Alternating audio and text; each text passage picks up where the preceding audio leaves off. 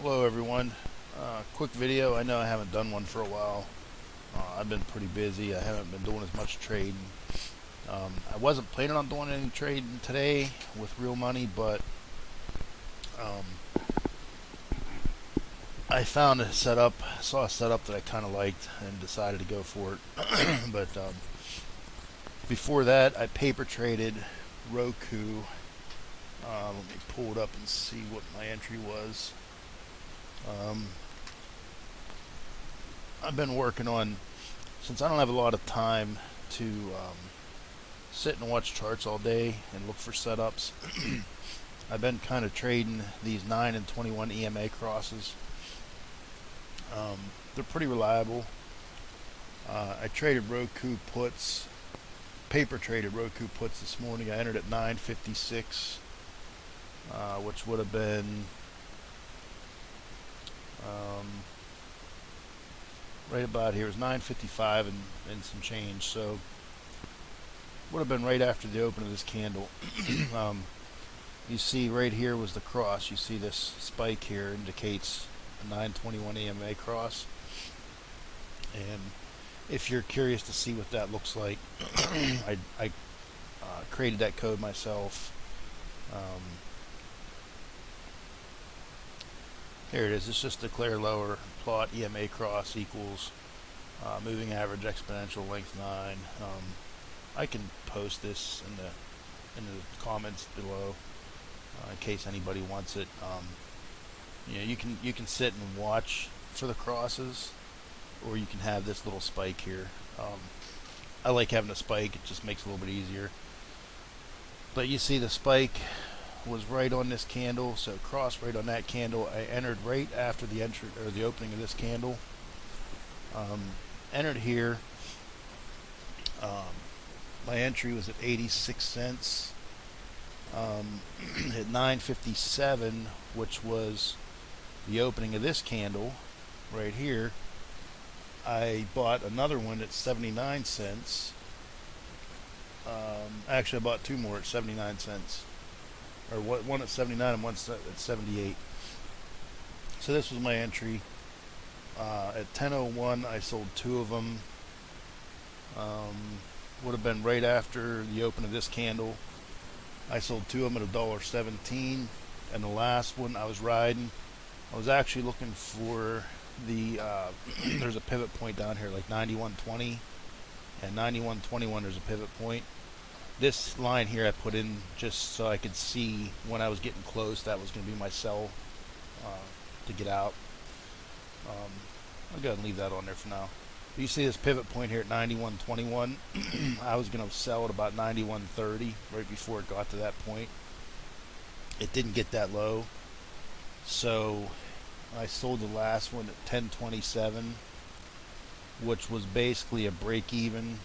That was my plan, was to be a break even on my entry price.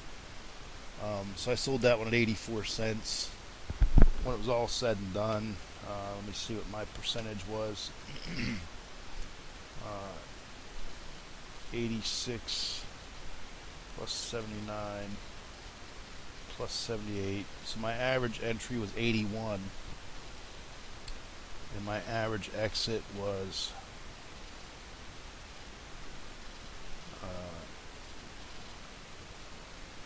106. So 106 minus 81 divided by 81, 30.8% overall on that trade.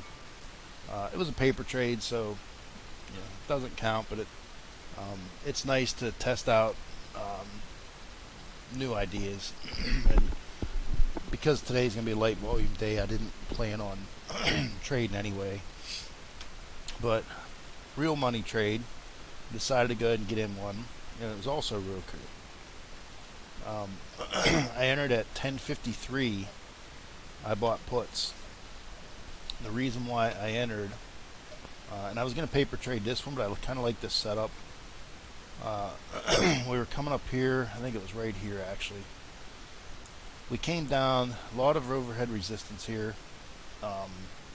It didn't break through all this resistance. It broke through some of the levels.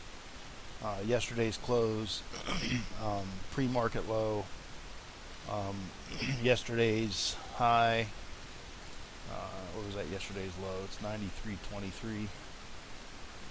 That would have been yesterday's high. So there was a lot of overhead resistance, and it already made this big run up, and it was in the overbought territory up here. So I kind of thought it was going to pull back a little bit. So I waited till it came down and broke through, fell below these resistance lines, which actually became support at that point. So I entered at 10:53, and then one more entry at 10:55. So 10:53, I entered just after the open of this candle. I didn't anticipate it popping back up, but I was prepared for it if it did. So I entered two at 10:53, which probably would have been right in this area. And then I added another one at 10:55, which would have been shortly after the open of this candle, probably in this range here, because I knew it was getting back into this resistance. So I added another one here. You see I bought the first two at 74 cents, bought the third one at 60 cents, and that was this Friday's expiration. So there's going to be a lot of theta and a lot of delta on these. So it's a little bit riskier. I sold the first one at 11:08 for 77 cents. My average entry on these was, I believe, 79. 74 plus 74 plus 60 divided by 3. 70 cents. Figure 70 cents is my average entry. I sold my first one at 77, and I realize it's only a $7 profit, but it's 10%. So, let me go back and look again. Sold it at 11:08, another one at 11:09. So 11:08, shortly after, almost the close of this candle, I sold one just because it was up 10%, and I was looking at this as a possible support line here. So I was up 10%. I wanted to unload one just to reduce some of my risk on what's already a risky day on quick expiration, short term. So I sold one, sold another one at 86 cents at 11:09. 86 cents at 11:09, which would have been the open of this candle. So I got 86 cents for that one, which is a little over 20% profit on that one.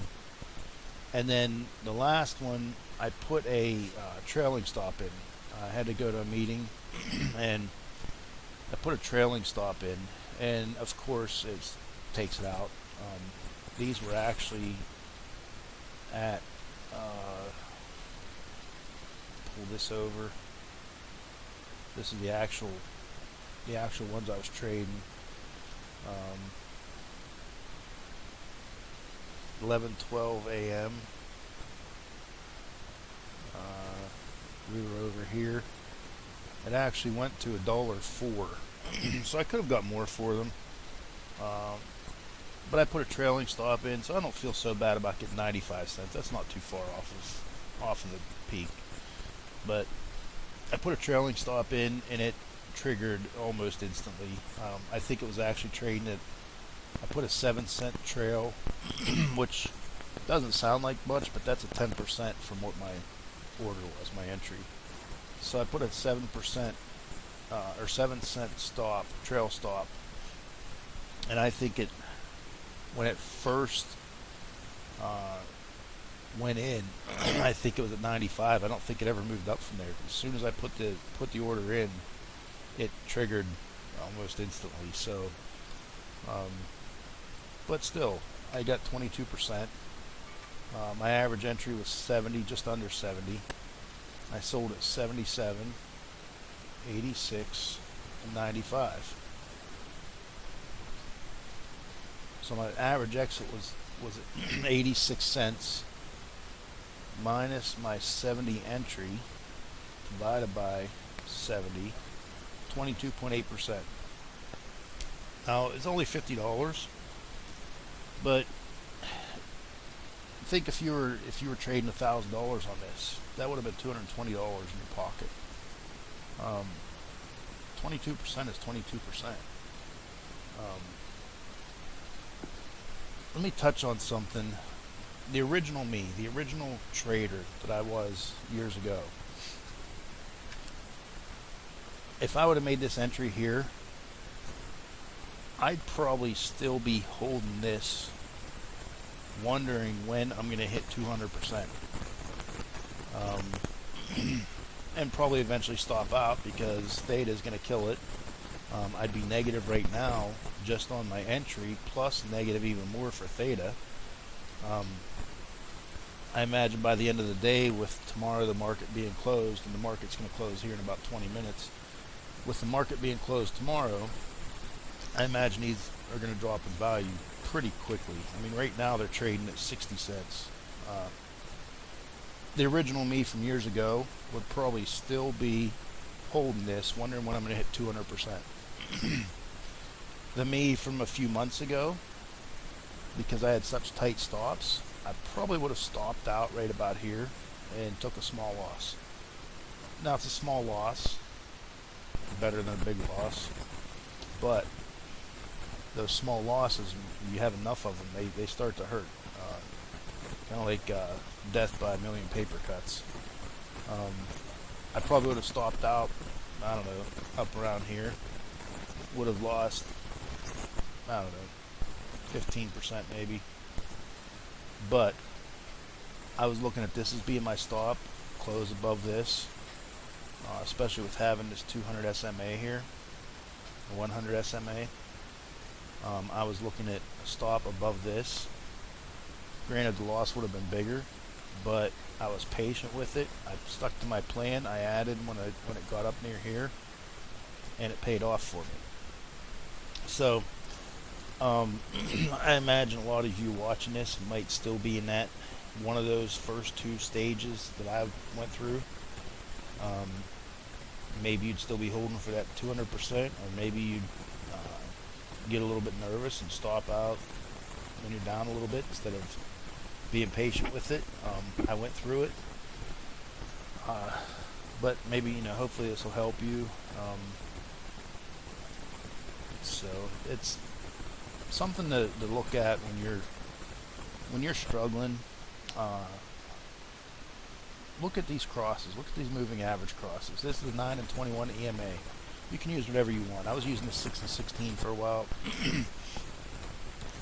I don't have time to sit and watch charts to look for setups. So lately I've been just trading these crosses. I enter and I just be patient. An entry right here, my stop would have been a close above this. Now that's a pretty big stop. So I would have went in lighter. Would have went in with less contracts, so I wouldn't have lost as much money. Percentage wise, yeah, that'd be a big loss percentage wise, but that's why you gotta size your entries properly. But you look at these crosses. This one would have worked. This one, yeah, it kind of chopped in here, consolidated. So this would have been tough to play. It actually worked for me because I saw this overhead resistance, and that's why I went with puts. There are a couple of them. I'm trying to keep this video a little bit short, so let's look at Bubba. This would have been a good one here. You had a cross right here, right before the open. Right before the open. If you would have entered right there, boom. That's a nice hit there. Let's go back and look at yesterday. This works, as long as it's not choppy, it's going to work out okay for you. 9 times out of 10. You had some chop here. Kind of see these here? There was some chop. So it doesn't work as well in chop. But look at this one. You had a cross right here, indicated by this blue spike. You had a cross. And yeah, you would have felt a little bit of pain right here. But your stop should have been up around here. So it would have worked out. You had another cross to the upside right here. Cross to the upside right here, blue spike. You would have went calls on this candle.